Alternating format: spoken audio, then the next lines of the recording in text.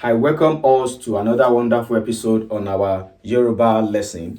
In Yoruba language, we can have I in two forms, in a positive form and in a negative form when forming a positive or a negative sentence. In a positive form, we have mo as I, and in a negative form, we can have me, and both means I in English. For example, mo ma wa, mi ò ní wá, mo máa jẹun, mi ò ní jẹun, mo máa sùn, mi ò ní sùn, and many more. Join us on our next episode on Yoruba lesson. Thank you.